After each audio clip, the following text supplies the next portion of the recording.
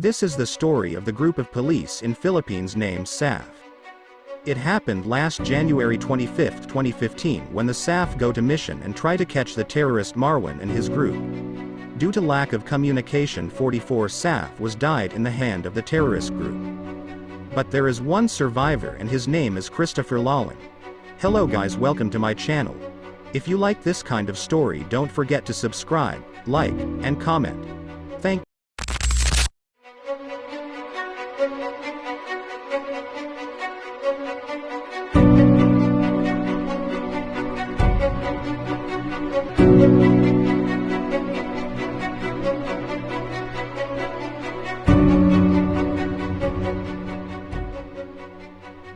It was the 16 longest hours in the life of Special Action Force Commando SAF44 Christopher Lawlin, one of the few who survived the bloody encounter with Muslim rebels in Maguindanao last month. Christopher was part of the SAF team on a mission to capture one of the world's most wanted terrorists hiding in a remote village in Mamasapano. The operation went haywire when they figured in separate clashes with the separatist Moro Islamic freedom fighters in the Moro Islamic Liberation in the early hours of January 25. A total of 44 SAF police commandos were killed and several others wounded. Several civilians and Muslim rebels were also killed in the firefight, including Malaysian bomber Zulkifli Abdhir, alias Marwan. The other target of the mission, Basit Usman, escaped. Although they have neutralized Marwan, the SAF policemen came under attack from different directions. Christopher was part of the SAF team composed of 41 commandos that assaulted Marwan and Usman's hideout in Barangay Pidzindawang. Out of the 41, 8 were killed and the rest wounded in the initial attack. Christopher and his surviving colleagues were pinned down by automatic gunfire from the rebels, unable to escape.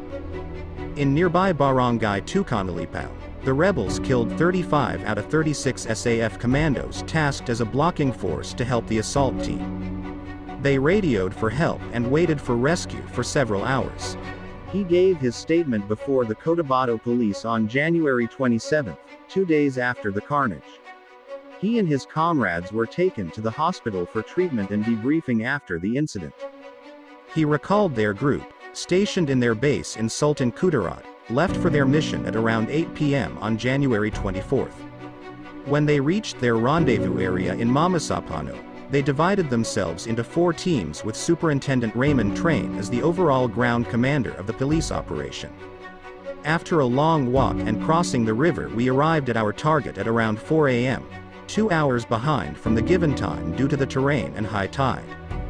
We converged then to the objective rallying point before executing a final launch to our target. After a few minutes, they proceeded with the plan for him and 2 snipers with AM-240 gunner. He said 2 teams would do the actual assault while another team would attack the sentries. Gunfire started from the 2 teams attacking Marwan's house while he and his colleagues helped in attacking the sentries. A few minutes after the exchange of gunfire, they returned to their designated converging area and waited for the assault team to catch up. There it was confirmed to us by Train that they have successfully neutralized our target. I also noticed that one member of the Team 1, PO2 Lozano, was wounded, he said. Team decided to withdraw from the area. He said they crossed the river in the area to link up with the 55th Special Action Company and the rest of the blocking force stationed in Barangay Tukanalipao. According to Christopher, Train made several calls for support and reinforcements even before the attack came. While on our way withdrawing more or less 1 kilometer, we noticed a small number of houses. Upon checking, it appears to be a small camp detachment of BIFF, armed group, he recalled. We then stopped to take cover for an hour and rest. But at 8 a.m., Christopher said their team decided to change their original exit plan to evade the BIFF. After 2 hours of walking, they rested. It was then that a young boy spotted them and alerted the BIFF rebels in the area. After a few seconds, firing commenced from the BIFF targeting us. Firefight lasted for almost 2 hours, and after which one of our comrades was hit at the elbow, identifying the wounded as PO1 Yaumaldan Renata. Train again made a frantic call through a cellular phone to the command post for immediate reinforcement. "We're already surrounded by the enemies," Christopher said. "Many times I heard our ground commander frantically called for support and reinforcement through his cellular phone, beginning from our extracting point and up to the time that we were surrounded and attacked by the enemy," he said. At noon, they decided to hold the line and remain in position since they were already tired from carrying their wounded and from the long walk. Here is the news clip for the story.